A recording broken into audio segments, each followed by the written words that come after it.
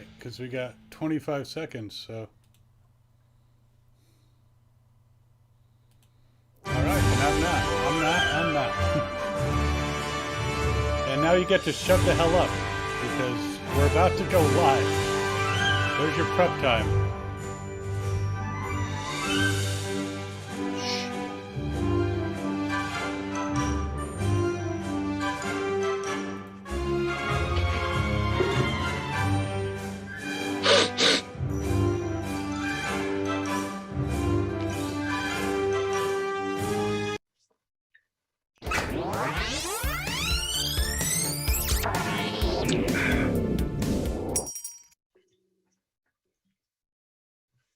What up, virtual people? Welcome to episode 36 of VCR Redux. We take your favorite franchises out of the analog era and bring them back to 2021. I'm your host, pop culture punk Chris Stiles, joined as always by my co-host with the most, film professor Ian Klink. Happy holidays, everybody. And we have two radical guests on the show tonight. One of them's going to be a little bit late, though. Our good friend Bobby Master is stuck in traffic, but he promises to be here and to dish all about B. Arthur. But also we have from the sketch comedy channel Live Action Media, co-host of their show Best Around. He's also a guitarist and vocalist for the New Jersey-based bands Crash Romeo, Honey Red, and Night Lover. Steve Anderson is on the show. Hey. Hi, how we doing? Doing great. Thank you so much for coming on, buddy. We are here today. I'm happy to be here. Yeah. Good. We are here today to fight for your right to party on Life Day. As long as your idea of partying is cooking shows, song and dance fantasies, and alien dialogue without subtitles. That's right. It is. Yeah. The time has come to celebrate the most special holiday special that has ever holidayed, the Star Wars Holiday Special. But before we can get Chewie home in time for dinner, we need to talk about how this critically acclaimed masterpiece came into our lives and what we love about it. We'll start with Steve, but that also goes for you guys watching at home. Hit us up in the live chat with your Star Wars Holiday Special stories. So, Steve, how did you first get specialized? So, I want to say it was years later. Like I had no idea this thing existed at all. Probably until my 20s. It had to, you know what? It was probably you, buddy. You probably was. Yeah. I should apologize. Chris and I grew up together, so he showed me a lot of the movies that I would have never gotten to see otherwise around this time. You should apologize. You should absolutely. Yeah. I have a feeling I'm going to be doing a lot of apologizing in tonight's episode. You're doing a lot of apologizing every day of your life, Chris. Well, I always have to apologize for my really subtle shirts, my really quiet wardrobe. Subtle as a sledgehammer, yes. But so I saw it the one time. I'm pretty sure it was you. I'm pretty sure you explained to me a little bit of what it was and couldn't believe, I'd never seen it. And I'm like, I can't believe I've never seen this either. We have to put this on. I don't know how you did it, but we put it on. Well, and it was the only thing I remember, it was probably a bootleg DVD that I got from Chiller, New Jersey HorrorCon or some convention, I remember zoning out at some point and just getting lost in my own head, trying to think of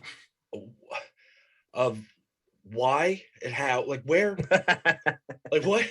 The only thing I could come up with was that maybe this was like, I don't know, 7-8 years later after Return of the Jedi, and they were like, fuck it, like let's just put something like it doesn't matter anymore, like we could do this fun thing for the kids. But it blew my it turns out it wasn't at all. This is the first direct sequel to Star Wars. It's insanity. Yeah, to the greatest film ever made. Right out of the gate, the first thing they do is like trip and fart at the same time. It's hard to do. It is really hard to do, but they do it in masterful form. Ian, do you remember the first time you got specialized? Oh, I vividly remember it because it was today. What? Really? You've never seen it till today? I've never seen it, and it's the holidays, and you know how as a teacher, the day before the break, there's no point. All right, there's just no point. Right. All right, I could sit there and I could be Ebenezer Scrooge, and I could be like, all right, put all your phones away, do all this stuff. We're gonna learn today, folks. Or you could just say, you know what?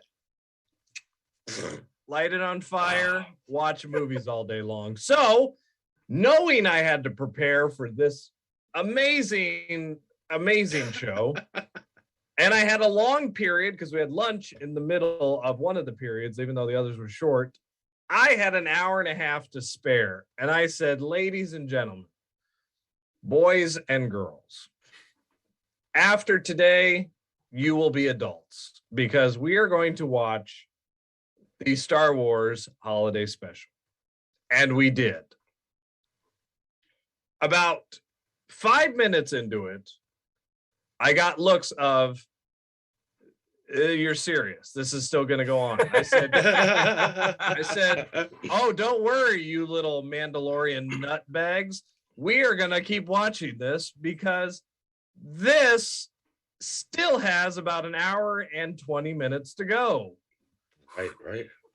At about an hour in, they were glaring at me with their eyes of fury. I mean, I literally felt the Force trying to burn into me as they're watching, Lumpy, break his little magical, Lego set proton pack thing, whatever, together. It was great. It was everything. It was everything you wanted it to be. And I said, this was education, folks. You just saw something that nobody saw since literally 1978. So congratulations. Yeah, it was nice that you could take that journey with them. Oh, yeah. I did, and I looked at them as we're in the middle of Jefferson Starship, lighting the night on fire. I'm like, God in heaven, this is art, people. This is art. You can people. Okay. Let's be honest. Art is in the word fart, but it was art. Okay, it was beautiful. If any, you can't get fart without art. I love that. That's right. That's right. That's true. Yeah, it's very deep. That's like one of the tenets of my religious outlook on life. But I'll tell you one thing, if any of these kids go on, there he is, the incredible Bobby Master coming on with a little bit of tech gusto. You may have to hit the start video button again. But the incredible Bobby Master from the soon to be launching Still Fabulous podcast. Thank you so much for joining us, my man. Hi guys. Glad to have you. Yes, we can hear you. You are in perfect time to tell us the first time you saw the Star Wars holiday special. Okay, well, it was fairly recently, and it's only because my girl B. Arthur had a star role as the barmaid. Which is what drew me to this franchise. It's literally the only Star Wars movie I've ever seen, and it's for the sole fact that my favorite Golden Girl, Dorothy Zbornak, had a role in it. Holy shit. That is fascinating. That is great. I love it when we have like a well-rounded level of Star Wars fandom on the on the panel, because Bobby, it's great. It's like the monkey in the wrench, because Bobby, couldn't really care less about Star Wars, and apparently neither could the people that made the Star Wars holiday special. So I was gonna say, I know that it's the least popular of the episodes. I know that for a fact, but it's the only one I've ever seen, and it's probably gonna be the only one I ever see, to be honest. Yeah. but my question of this universe, right? Besides many, is one, why does Chris wear that shirt? Second of all questions, right? Like, why do Star Wars fans not embrace this? To me, this is amazing. Like everything. Okay, put a fact aside that yes, we know there are bad parts of it. Okay, I fully acknowledge that. Okay. The weird Yeti grandfather, I still don't understand. Okay. But there should be a holiday Star Wars special that could have been aired every single year. I have to sit through stupid Peanuts every single year of Lucy taking away the ball. Well, who doesn't love it? But at the same time, I get that every year. But George Lucas won't release this even on VHS. Yeah. Well, It's not This- available you know- to buy. No, It's not available at all, ever. No, we Yeah. never released it It- on home video.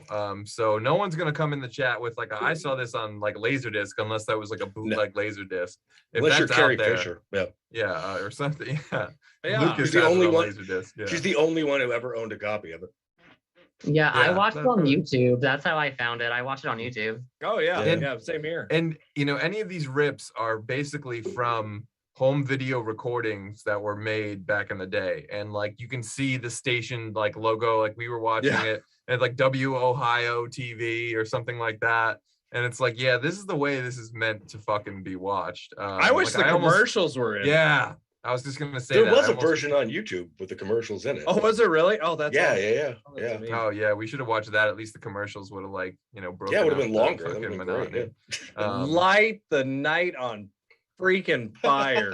All right. Perfect opportunity to touch on the chat real quick though. I see some people in there saying hi. Angie Saunders and Mike Saunders, the mashup geniuses. Thank you so much for tuning in, guys. We see Gold's Code in there, our buddy Sean Gold. Some things you can't fix. Life Day and B. Arthur are two of them. I would agree on B. Arthur only because she fixes you. It's not the other way around. There's no need to fix B. Arthur. Life Day might need some touch-up work though. I think that bantha tail recipe was just a little bit off, and we could spice that up and make it more for the people. Which is a funny thing. Steve and I were commenting about this, that the whole point of like when there's a holiday special and there's like a cooking segment is so the people at home can make the dish, and no one at home is learning anything. And also, if they were, they're not going to learn how to cook bantha loin or bantha tail or whatever it was. She put a hunk of meat of a fake animal in a bowl with water, and then Yeah, you could have like Multi- jazzed up, the names of Star Wars things and done some like beef nachos. Like we're using some of that, Bespin beef and some of that, blah blah blah. You get the idea. You could have Star Warified it up. You But nerf also- herder. You don't even know the terms. You Yeah, well, I just tripped and farted in true holiday special fashion at the same time. But also in the chat, our buddy Twian Lannister, aka Dustin Nino from Retrofiend Radio, makers of the finest canon and martial arts documentaries around, says, for me, it wasn't until the original days of YouTube where you would go down the rabbit holes of golden wrap turds. What? I mean, that's poetry right there. That is. That That's is beautiful. definitely the quote that I want on my bootleg DVD case. Like the rabbit holes of golden wrap turds. Just a great poster quote. Mike Saunders apparently saw this on tape, though. Fascinating me. I guess it was either a bootleg tape or a dubbed off of air. Rare in the chat, we have our buddy Kyle say, I was very excited to watch this air on CBS in 1978. Good Lord. Oh, yes. You earned some serious cool nerd points above the rest of us here. Gold's Code says, this was like a Ring videotape. I was given it as a young kid and had no idea what it was used for. How freaky would that be? Harvey Korman comes out of the TV set with his third arm, just Art jumping Carney. at it. Dude. Well, I sell those stupid Wookiees all kinds of things here. Yeah, can we Art just Carney. can we just acknowledge the fact that there was like Star Wars spy lingo by freaking Honeymooner? Like that's just genius. That's what Art Carney's from. Thank you. I was like losing my mind the other day. Honeymooners. I Yeah. was losing my mind trying to think. What Hey, the a hell was Art Wookiee Carney Valley from? boy. They have some really Thanks. big names in this thing for the time, and some really big comedic names, and none of them are funny. Like none of them are funny for a second, not even a second. That's Is a any of it- I even a second. disagree. Really? Harvey Korman with that third arm, Yeah, genius. I'm sensing a slight sarcasm. Oh no. No? I'm Yo, you're flat serious? out. Yeah. Okay. Harvey Korman All right, I is was- just everything in this. We have acquired taste here on VCR Redux, which begs Sean Gold to ask the question: haven't the children suffered enough? No. No, because it hasn't Not in been out Ian's there. class. Not Ian's students. They have Okay. not suffered enough, apparently. Here's what. Oh no, they're fine. But Ian is a masochist. He likes people to watch things like Undertaker and his pals. So don't come after me on that. or a Chris. sadist, whatever it is. I'm That messing up. There are 3 movies that are going to last the test of time. All right. One of them is Casablanca. The second is The English Patient. And the third is Undertaker and His Pals. Thank you. Somewhere Anyway. right now, Mac Daddy Mickey is throwing up all over himself because there's an English Patient reference on VCR Redux. Because he's having a great time. They Just like go B. together Arthur. like Dockin and Eddie and the Cruisers too. God dang it. I'm done with this stuff. Eddie And the Ian Cruisers, walking out of I'll the see you show. later. Oh my gosh. Look, like B. Arthur said, be a friend. Back off with the Dockin. All right. But the thing that I find fascinating about it is, one, this gives us the first ever reference of Boba Fett or a Mandalorian. Like, that's the thing about the holiday special. It's canon because it gives you, we would not have the Mandalorian if we didn't have Boba Fett, if we didn't have what I think is probably the best part of the holiday special, that freaking heavy metal-esque Mobius cartoon, which is cool. And the only thing Lucas ever has included, this is true, the cartoon, The Boba Fett cartoon, yeah.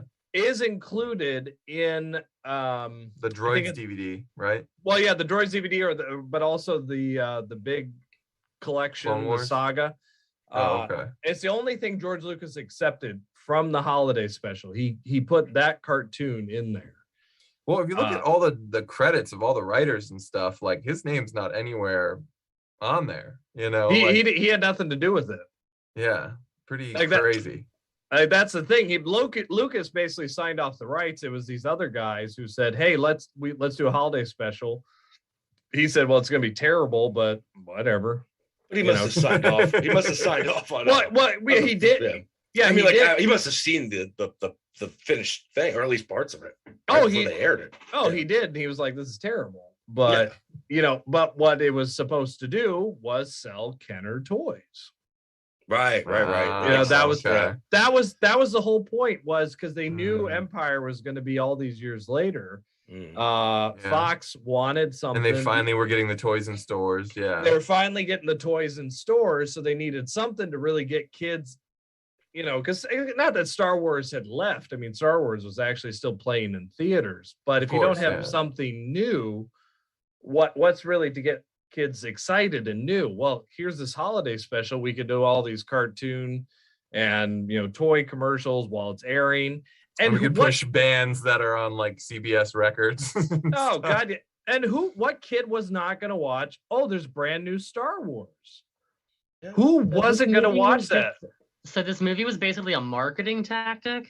Oh yeah, 100%. Yeah. Oh, they do that shit all the time. I mean, I keep hearing that they're gonna do a new Gremlins TV show to raise awareness of the Gremlins so they can make Gremlins 3. So they're like, well, you can't see it working without a TV show happening first. And it's like, it's so beyond obvious that nobody gave a shit at any point during the process of figuring this out, storyline wise, or like, oh yeah, or any of that, or like there's the first like 20 minutes are just Wookiees growling at each other with no subtitles and without subtitles, with nothing. We have no idea what they're saying, what they're talking about, and no one comes in. It's not like in the other like the movies where every time he says something, Han responds to him in a way that is letting us know what they're talking about. I've seen great dialogue, but now I've really seen it all, because that's the best dialogue scene ever. You never forget that scene, and you remember every growl like it's the back of your hand. No, it's it's like why I always say the best sex scene is in Showgirls. The floppity waterfall fish sex. You never forget it. But there's two. Which one are you talking about? Yeah. Showgirls 1. About the part where Crystal's watching, or are you talking about the part in the pool? That's not a sex scene. That's a lap dance scene. On the water in both of those scenes.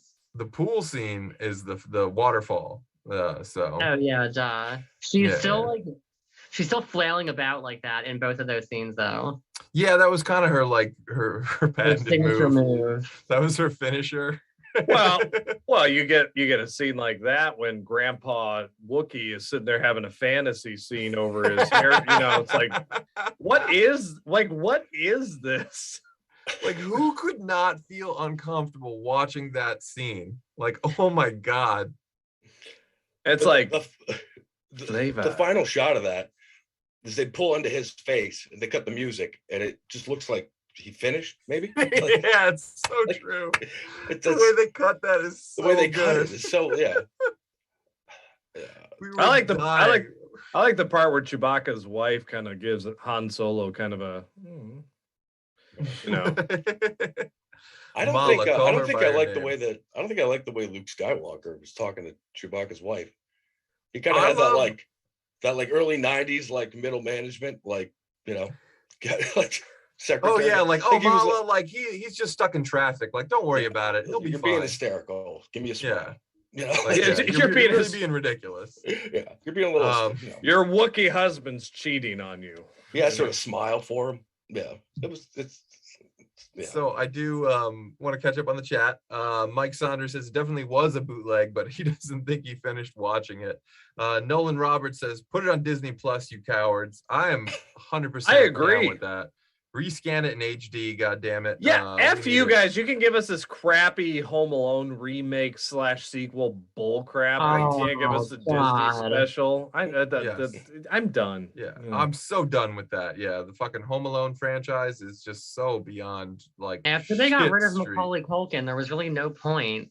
Yeah, I mean, there's absolutely, unless you're gonna at this point, like you have to put like Jason Statham or like Home Stallone, you know, like just make it ridiculous for people Have to you made care a again. poster of that yet? That's a good one. That's like I think a lot of people already have, so I try and stick to the undiscovered territory.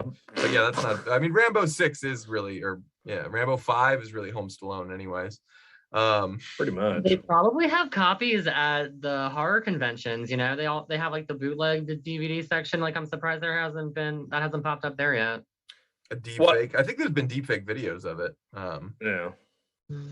But also in the chat, our good friend Kyle says the Star Wars Muppet Show episode was so much better. Yeah. I think I Oh, saw yeah. that Muppet one. Babies. I saw Muppet It Babies was the was Muppet awesome. Babies. I think he's talking about the Muppet Show though, not the Muppet Babies. Yeah, they had a Star Wars Muppet. Yeah, in the like 79 or something.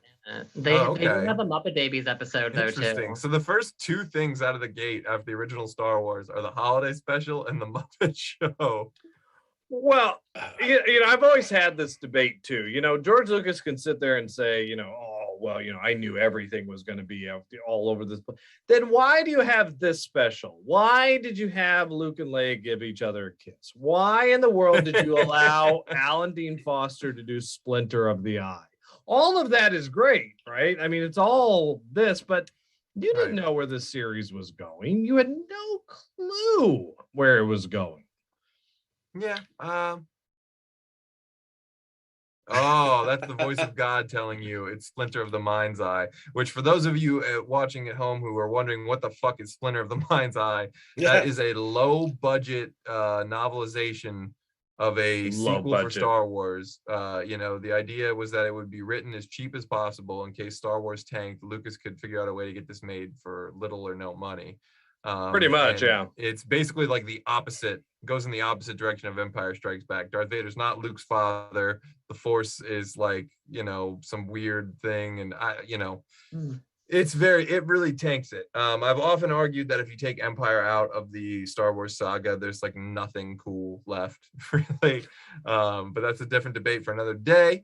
Yeah, there is. B. Arthur. Yeah, well, that's before, right? Yeah, that's before. I guess it was so. before, yeah. I guess. Yeah, so she's still there if you take Empire out, which I guess it proves your point that there is still something cool. Han shooting first in the original is also kind of cool. People seem to like that a little bit. Always. And that CGI Jabba the Hutt is just the greatest. Who doesn't love it? Boy, I mean, talk about the things that, like, if there's anything that could have made that holiday special worse, CGI is like the only thing I could think of. So, you know, we're a little early, but just let it be known there may be some ridiculous prequel holiday special pitches going on very, very shortly. But also in the chat, Goldscoat says the Star Wars holiday special makes kids wish for a pandemic lockdown. Oh, wow. He also says they are making a Gremlins TV show and that he just hopes Gizmo becomes Rambo. That's really where the franchise needs to go, if you ask me. Also, Dustin Nino from Retro Fiend Radio says, it reminded me of Welcome to Pooh Corner, but with Star Wars. I assume he's talking about the Muppet Show special. But Goldscoat says, I thought this was a family show. Well, occasionally we get a little off color, and this Star Wars Holiday Special is pretty racy. So it's probably the most. Not since B. Arthur in a pool. I love how, though, her last name on Golden Girls actually sounds like a Star Wars monster, Zabornak. Like, oh no, like you're in like the Zabornak pit, like the great Zabornak monster. And Stan was just somehow destined to play like a grunt Imperial officer, like an idiot, with the little penis helmet hat. The first guy that gets killed in the AT-AT Walker or something. I don't know. He just has that look about him. The rest of them are all British and smart, but he's like one of those ones that looks like an idiot. He's the runt of the litter. Gold's coat is in the. Oh, sorry. Well, I've got to say, and as much as I know people are going to always make fun of the holiday special, as a filmmaker, I give them credit because if you really look at it, there are some really cool effects for TV at this time that they actually did. I mean,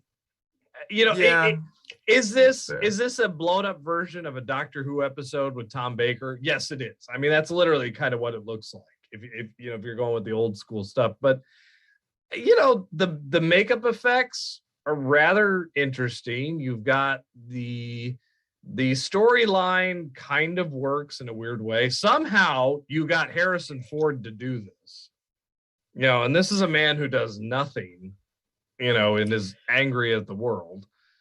It's damn impressive. If you really take the joking aside, it's kind of interesting. Which is why I'm mad that George Lucas doesn't get it out there, doesn't acknowledge it. That's a really optimistic way of looking at it. Yeah. If you look at those scenes, like some of the technology, like the video effects of the day, if you will, because these aren't optical effects. These are this is the dawn of video effects, right? Yeah. The technique that you're right would go on to dominate music videos for the next decade. And you look at those, and you took those scenes and you made it as a highlight reel to show to network people to why they need to buy this technology. Yes, at that time it would have been very effective. But and don't you dare tell me you did not go on YouTube, Chris, and listen to Fire in the Sky by Jefferson Starship after you watch this. Do not lie to me. I know who you are and I know where you live. I think I prefer Starship to Jefferson Starship. Just saying it. We all understand that. We built the city on, Nerf herders. But the point is, you listen to it, and that song is actually not that bad. I kind of like that song. It's the best song. It's the best song in the movie, technically. Right? Oh yeah. Okay. Well, it definitely beats B. Arthur, but I mean, that's quite a low bar to hoist yourself over. But I couldn't get past the effect of whatever they put on what I guess was supposed to be the microphone he was holding. You know what I'm talking about? It just yeah, that's right. It's just like a fucking lightsaber dick. Yeah. Look like he was holding out a blurred dick. Yeah, and they had to blur it. Yeah, like he was holding a dick and they had to blur it, but they used the lightsaber effect to blur it. Oh, amazing. I was gonna say pink shake weight, but that's that's the only part of the franchise that has musical numbers added to it, or does that happen again later? I don't. Yes, every one of them. Oh, wait a minute. No. Yeah, there's the Return of the Jedi special edition, especially. Yeah, and the Max Rebo Cantina band. Yeah. I also love Carrie Fisher. The whole reason she sang that, the only reason she did it apparently was to sing because she wanted to promote her records. And the only reason Mark Hamill did it was that he wouldn't sing in this thing. Oh wow. I think they all had to call each other and ask them to do a favor for them. Oh man. I think what I think it was is that nobody knew what to do with this idea after having it. Just knew that it would make money, and the best way to go about it would be making a variety show because that's probably what was the most what's popular right now. Yeah, Star that's Wars true. That would variety have been like shows, doing a Christmas- Yeah, podcast. the Brady Bunch Variety Hour was very popular at the time. Yeah. We don't really have to write much of anything. We just get a bunch of people that are really popular on. They love Star Wars. People love Christmas. It'll write People itself. love musical And numbers. We'll just it stuff it to didn't- the gills with them. Right. Then it wound up being like 20 long minutes, segments of Wookiee watching small mermaid porn. Right. And like elves do gymnastics. It's And then like footage of a trading post, like of a guy explaining his trading post for whatever reason. yeah, it's weird. How were they watching him? They have a feed so that they could watch the trading post?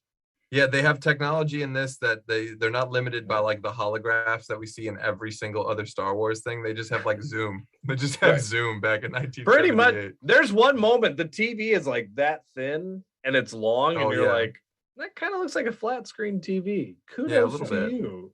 Kudos to you, Star Wars Holiday Special. I see in the chat, Kyle says, would you mind if I jumped into the panel for a moment? To which I must say, absolutely not. Please, by all means, bring it on. Bring it on, sir. Show us what you got. Also, while he's doing that, while he's signing in, we have Gold's Code in the chat saying, back in Sicily, Dorothy was raised in a pit. Which I just love. Any Golden Girls reference I have to shout out to. Estelle Getty, for me, we're at pitch time now, so I just got to say, having Estelle Getty be a part of it would have been great. That's my girl right there. That and Rose Nyland, of course. You could still have Betty White in a Star Wars Holiday Special. That could still happen. Still happen. And God damn it, I think it might. Maybe it needs to happen. But she's done everything else. I would not mind Betty White in a special. That would be kind of cool. I just wanted to impart some of my knowledge as I make everyone disappear for a moment. There we go. Everyone should be back. Ha! Or they're not. Hold on. Well, you're here, but you're not being shown to the audience. I just blacked out everybody. We've been hacked. Yeah, no, we went through a light tunnel to light Life Day. No, I'm making everybody blinding white, and now you're back. Okay. All right. That was basically one of the things that should have happened during the holiday special. Everything should have went black. But I saw that special, as I mentioned, back in 1978.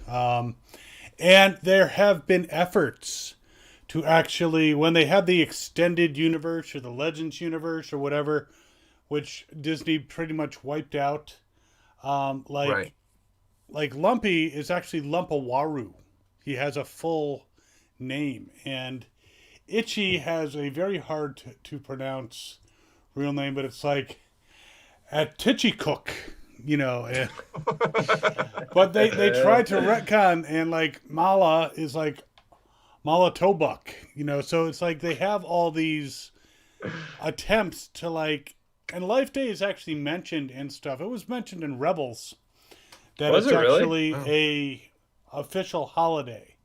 So there's some reference in Mandalorian. I know they put something in. I can't remember what it was, or maybe I didn't watch at that point. I don't know. Yeah, I think someone mentioned it in The Mandalorian as well. I'm pretty sure there was also a reference in Rebels. I could be wrong.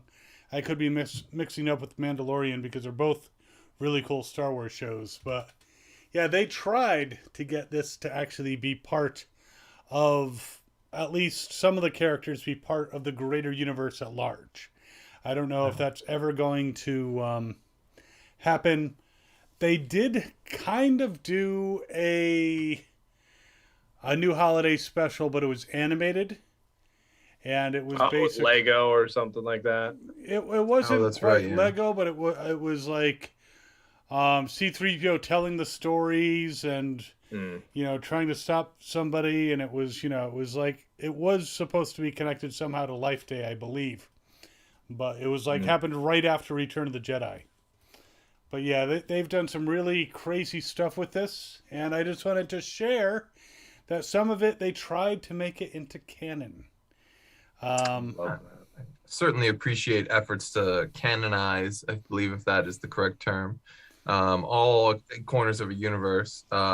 And anyone who has watched it in full should be canonized as a saint nowadays. But yeah, all your students, Ian, you are I told think them this is against the Geneva Convention. I told them they can't go back from this. Say what you want, but you can never go back to the same way you lived. They are. It's like showing what you did is like showing Silent Night, Deadly Night to like fucking 3-year-olds, which is actually I watched it when I was about that young, so maybe that explains a lot about me. But it'll ruin your dreams and you'll have no future. I can imagine with the attention spans kids have now. They were able to sit through that. That's insane. That's wild. Most of them are sleeping, but that's okay. Because they can sit through all the Mandalorian. They can sit through, the Last Jedi. You can sit through the Star Wars Holiday Special. I don't want to hear it. I don't know. I've watched it like 2.5 times. I like 2.5. That halftime, like the third time, no. I couldn't get it through it. My girlfriend actually enjoyed it because she enjoyed the variety show aspect of it. Really? Yeah, and I was I can't. There's only two things, I'll be honest, I don't like. One of them is Mark Hamill's like surfer dude haircut, because I know he went on to do another movie. Yeah, like a 50s movie or something like that. Like, I don't like that. I just see Kyle has that in the background. I find his Pinocchio makeup to be far more offensive than his boyish haircut. But he really does look like he's playing a stage version, like a stage play Pinocchio. He's in so much makeup, so much eyeliner. It is like intense. It's jarring. But then this Predator, the grandpa Chewbacca with the mandal that looks he is like half of a predator. You're right. It's like he should have the gun. He is haunting, man. I kept saying last night we were watching. He's into the human chicks, so that's true. We know what his fantasies are. He's growling a lot with the sideways blinking when he doesn't even blink in the animation. I mean, Boba Fett was cool, but yeah, just watching his eyes blink sideways in the animation. Watch it again if you haven't picked that up. Just skip to that part. I did not catch that. Skip the rest of it. Yeah, obviously the Boba Fett cartoon is the one thing that people do love about this. So right out of the gate, pitch wise, it's the first thing I want to throw out. No Boba Fett. No cartoon. What? Just get rid of the cartoon. That was my whole pitch, you jerk. All right, I'm leaving you guys to your pitches. I just wanted to interject fandom from someone who was there. I was Kyle, you're the best. I saw Kyle, you rule. I was there, man. I was 7 years old. I thought it was the greatest thing in the world. I was stupid. All right. Bye, guys. Eyes of a child. All right. We'll see you in about 20, my man. No, I'm sorry. My pitch is make the holiday special in that Morbius heavy metal-esque cartoon, because the one part, I will tell you this, as my students are watching this whole thing, they're falling asleep, but when that cartoon came on, boom, they were paying attention. There is something unique about that animation that is so cool. And I know George Lucas actually said, make it like Morbius. Like, he actually said, make it that heavy metal magazine look. Yeah, nobody does that anymore at all. That is a really cool look. No, not at all. That'd be great. There's nothing holiday-ish about it. Yeah. Right. That's the one part that I mean, I guess there's nothing really holiday-ish about Life Day either. Well, you couldn't make a holiday special about Chewbacca baby being born right in a manger. And the Wookiee birth. Yep. And the three wise men are Han Solo, Luke Skywalker, and Princess Leia. Traveling to the northern Orion star. It couldn't have been Force Day, because you've already established in the first movie that it's like ancient religions and like hokey crap that no one believes. Yeah, no, I don't. I mean, I don't blame him for just throwing out the most like generic. Like Life Day. Everyone will celebrate Life Day. It makes sense. Yeah. That's not the problem. Yeah. You made Wookiees hippies. I love it. Right. Plant a tree. No, is it like a Wookiee holiday? It seems like everyone celebrates it. But I this bet it's seems just like it's the- Wookiees. I think it's just Kashyyyk, just the people of the planet Kashyyyk that Really? celebrate it. Wookiees and everyone on Kashyyyk, maybe. Who else is on It's just a- Kashyyyk? It's a fun word to say. Who else lives on Kashyyyk? Well, I would suspect that Yoda seemed comfortable there when he was there in episode 3. So maybe Yoda people, whatever they are, as well. live Yoda inside. Maybe they live inside the trees of Kashyyyk. The hollowed out trees. Kyle in the chat also says it was a Lego Star Wars holiday special, by the way. So That was yeah, this is fairly recent, I think. yeah, I think it was. I think that is relatively new. This is a really tough one to pitch sequels for. Of all the things that we've done on VCR Redux thus far, this may be the toughest. But right out of the gate, I think, all right, first let's figure out how you make it even worse, right? Because it's so bad. If you figure out how to make it even worse, then it'll become really obvious how to make it even better. Right, So right. Yeah, I that figure tracks. that's a great way to start, and it's just fun and funny. So right out of the gate, what do people hate? They hate the prequels. Why do they hate them? CGI. What do they hate the most? Jar Jar Binks. So boom, boom. Oh boom. yes, please bring Jar Jar. I think I'm on Team Jar Jar. I'm sorry. I am too. Ahmed Best is a wonderful character actor. Sold more toys of Jar Jar Binks than any other Star Wars character. Really? Take that, Star Wars fans. The kids who were 7 years old when Phantom Menace came out, they love Jar Jar. Love Jar Jar. They absolutely love Jar Jar. George Lucas's first working title for episode 2 was Jar Jar's Big Adventure, just as an in-joke to the response of it, which I love. Which I absolutely love. So why couldn't we have Star Wars Holiday Special, Jar Jar's Big Adventure? You could tie in, you could have it, we don't know how long Gungans live. So you could actually tie all 3 trilogies together into one if you wanted to be super ambitious. The only just thing have Jar Jar shit on everything. It would be the only thing great. that could be crazier than 3 Wookiees like scream growling at each other for 20 minutes over each other, like aggressively, would be a group of those Jar Jar things doing whatever whatever their language is, right? At least you don't need like subtitles as much. You can understand No, like one none. out of every Keep it 3 none. words. Why not? Yeah, Yeah. All in the spirit of the first one. Like, Only if you stay. only Right, if you use bring, that for oh my god, can you imagine if you had Brian Blessed, as the Jar Jar Binks? yeah. Can you imagine him doing a Life Day thing? That'd be amazing. Most proud of Proud of Life a Day. And there's 8 of them, and they're all around a table in close quarters. It's just that for the first half hour. It's just them, Or the General's Clause. Or Gunga porn. I mean, come on. That's, Misa, your fantasy. Misa make you. Come on, Grandpa. Come on, Grandpa Wookie. Oh my God, incredible. You should just retcon Star Wars back to the Christmas special. Then you would just have the prequels and Another pitch, a new hope, and then that. Yeah. Another pitch I have. Star Wars actually lends itself quite perfectly to do a Scrooge type of like Christmas Carol type of thing. And no character is like more perfectly teed up to do it than Palpatine, right? He's the most evil, vile ruler of the world, of the entire universe. And what if what if the last Christmas before Return of the Jedi, he had a change of heart? Chris. Before he went down the fucking elevator shaft, he sees the ghost of Christmas Future and sees the ghost of fucking Force Pass and sees the ghost of like present day imperial tyrannical rule. And he decides he's going to change his ways, but he just got to get Darth Vader to go along with it. And he doesn't know how to breach the subject. And he's waiting for the time to strike. When Luke shows up, Vader throws him down the fucking shaft and it's all over. Wow. That is Ebenezer Scrooge's nightgown. That is genius. Right? Oh my God, that's genius, Chris. You heard it first. I'm a genius. And so my show rules. Seriously, that is amazing because the ghost of Christmas past is obviously Yoda. Oh, totally. That would be great. Yeah. Oh, perfect. So who's present? Ghost of Christmas Present could be Mace Windu, although he's dead. He's a ghost, so Well, I was gonna say we're in a slaves on Tatooine. Yeah. The who? We're in a universe that has real ghosts, right? So he wouldn't be all that thrown by ghosts. No.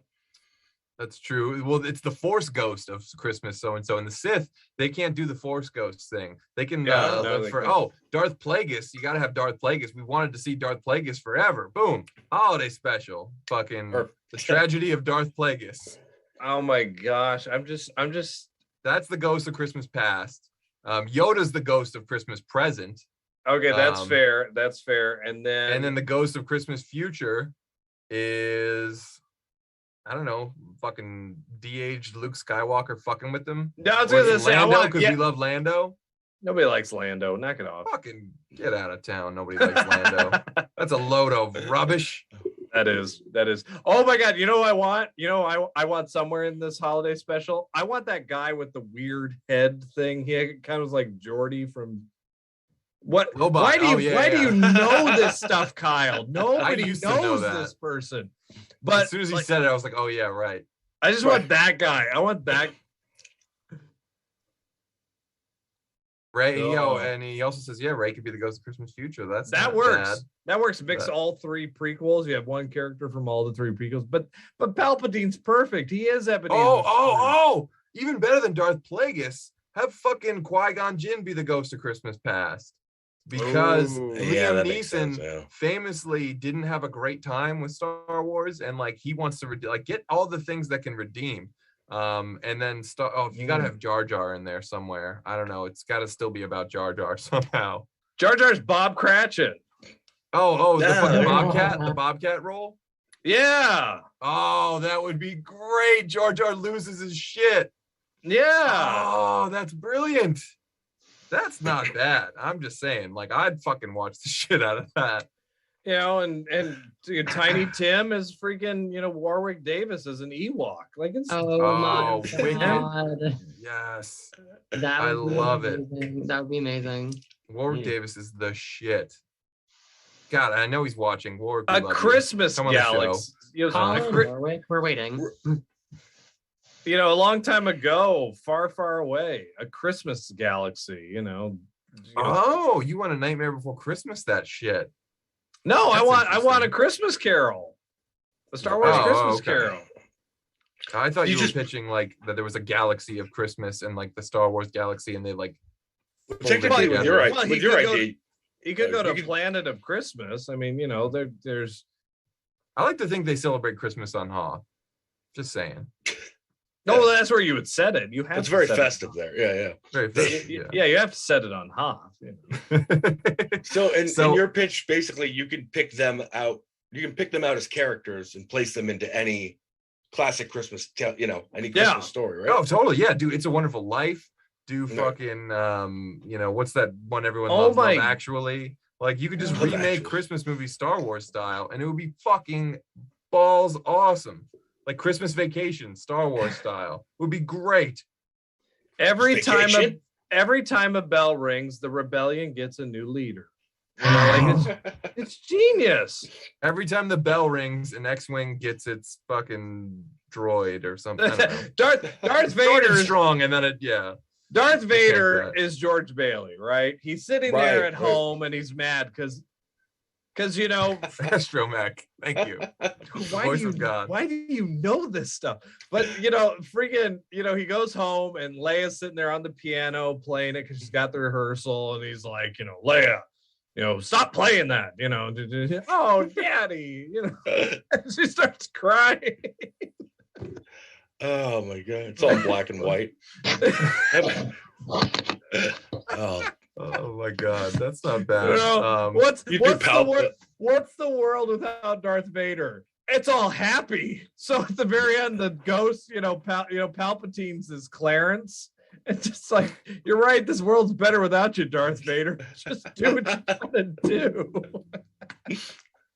Oh, that's pretty dope. Actually, I'd like that. That'd be pretty good. And you could have this all as a collection of shorts too, on like one big, and then you do all these different things, and then it really is variety show style. And like you're weaving in and out of like the Emperor's story, and you have Darth Vader's It's a Wonderful Life going on. Like, That why is not such throw in the Christmas kitchen sink? It's just like a fever dream of Christmas vomit. That's Empire Strikes Back is like a fever dream, and it's the best thing that ever happened to Star Wars. That's true. That's true. And it all starts with Chewbacca sitting there putting on the Demolition Man porn hat to watch all this happening before his eyes. He does that openly in the living room too. I just thought of that. He does it in front. He does it in front of an Imperial officer. It's like, hey, come join the party, pal. Like, every time in the movies when the Millennium Falcon is like, fucked up and needs fixing, we know that instead of fixing it, Chewbacca was watching like weird music video porn. He was busy with his Oculus Rift, and he was. See, I want to know the people that, because there's only like 3 channels back then, right? I want to know the people that had no interest in Star Wars at all that turned that on and came in at that part, and then just sat there for the next 8 minutes watching a Sasquatch in a VR helmet. It's either Love Boat or it's a Star Wars holiday special. You had a choice. So we have some stuff in the chat to get to. I apologize.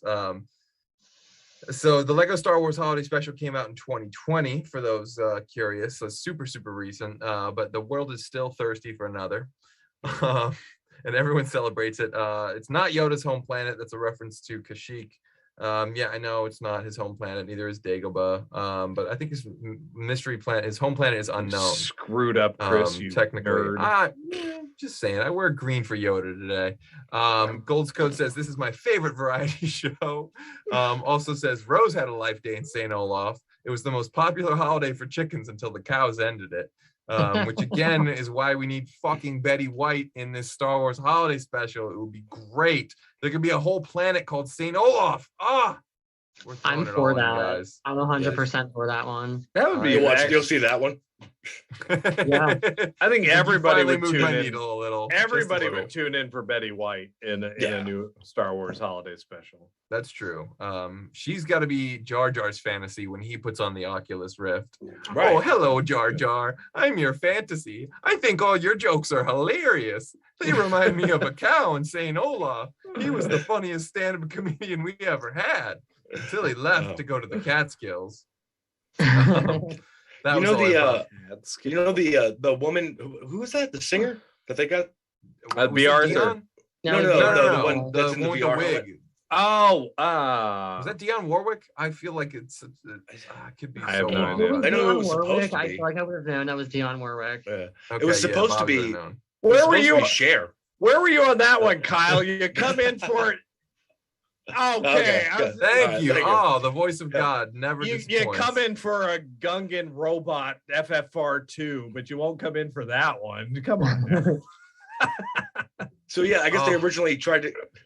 Oh, and I got Jar Jar's fucking story. Jar Jar works at like a ship factory, and it was just taken over by people of the Trade Federation. He's got to prove to them that Gungans are just as good as factory workers. And his side story plot is called Gungan Ho. It's going to be great. It's going to have Geddy Watanabe and George Wendt, Clint Howard. It's going to be fucking magical.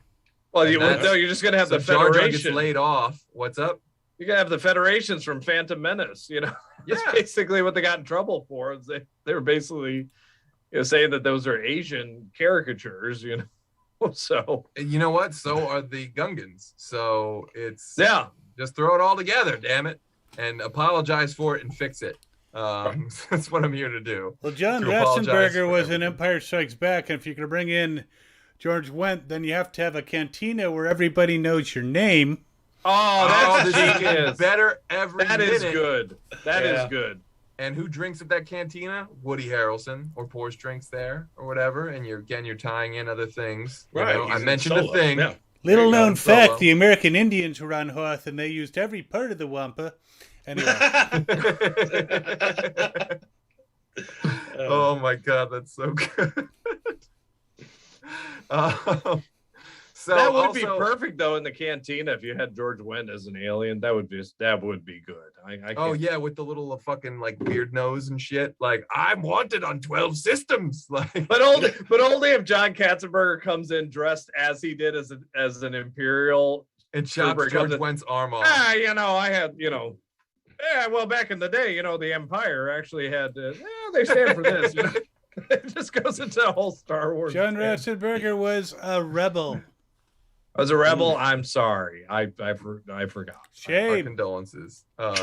There are some chat. There are some chat. There's some pitches. Some more pitches in the chat.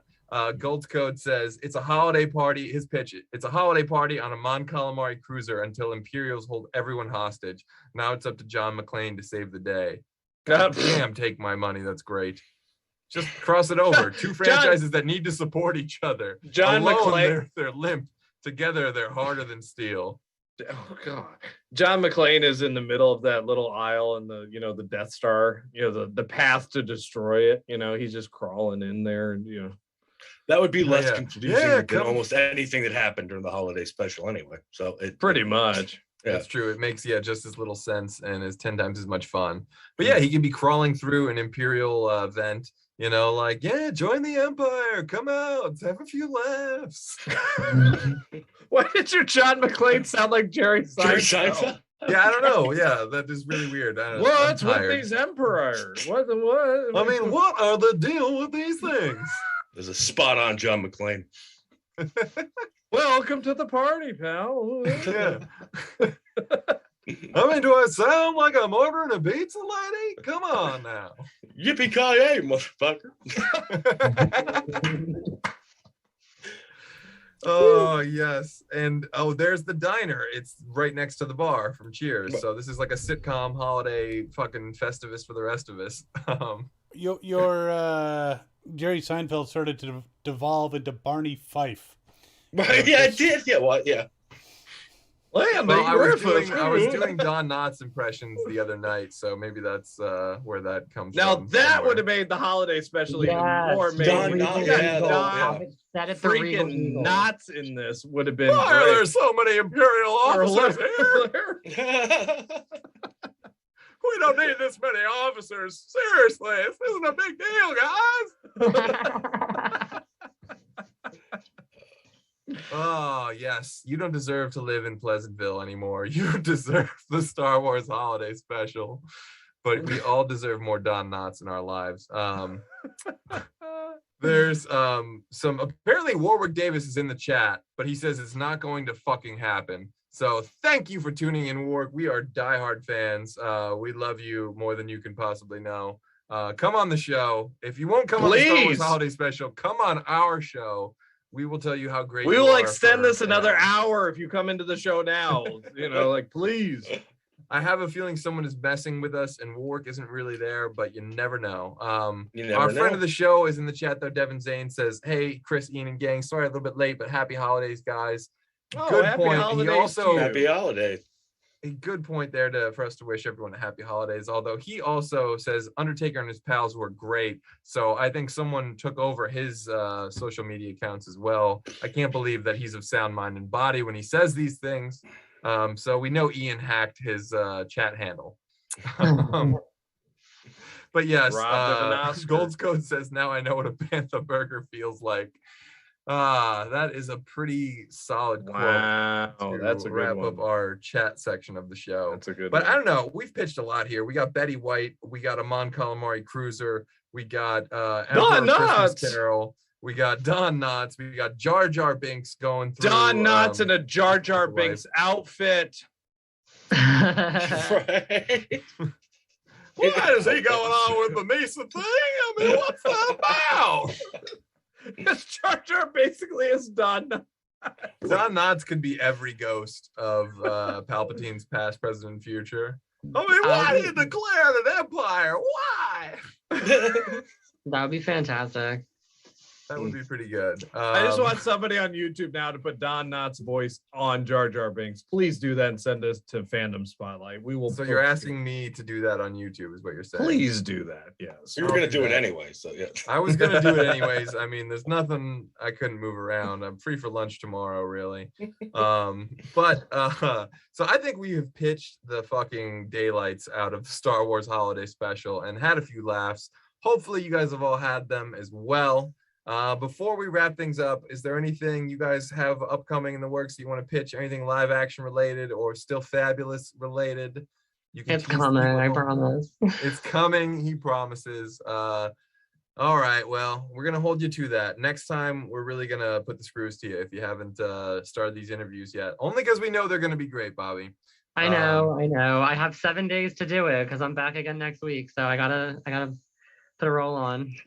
Steve, the last we heard from Live Action Media was a Best Around Christmas special from 2 years ago. Are we any closer to more Best Arounding happening? I'm thinking 2023. That sounds like yeah. I could Christmas. I could get down with that. Right? Christmas. Yeah, Christmas. Life Day 2023. Life Best Day Around 2023. returns. Yeah. Yeah, You best heard it around. here first, folks. The official Yeah. dish. Well, we love Best Around and hope it comes back soon. So you Fandom fans might want to tune in to Tuesday's Fear the Walking Dead reactor panel featuring our very own governor, Captain Kyle. And of course, we want you to tune in next Wednesday at 9 p.m. What's that? There is no such panel. That is, oh, it's on break. Okay, so no Walking Dead. So the only thing you got to get excited about other than Cobra Kai is next Wednesday at 9 p.m. when the VCR returns to its regularly scheduled programming for our My Cousin Vinny episode. And tomorrow's Hawkeye panel, of course. Nice. But as always, if there's a particular movie or TV franchise that you want us to cover on a future episode, let us know in the comment section on YouTube. And since you're already doing that, you might as well go ahead, like, subscribe, and follow Live Action Media, Fandom Spotlite, the Hollow Knight Network, and Pop Culture Punk. And keep your eyes and ears on the lookout for the Still Fabulous podcast, because Bobby promises it's coming soon. Till then, back up those Betamax, rewind those Laserdiscs, and we'll see you at the movies. Happy holidays, everybody. Happy holidays, guys. Happy holidays.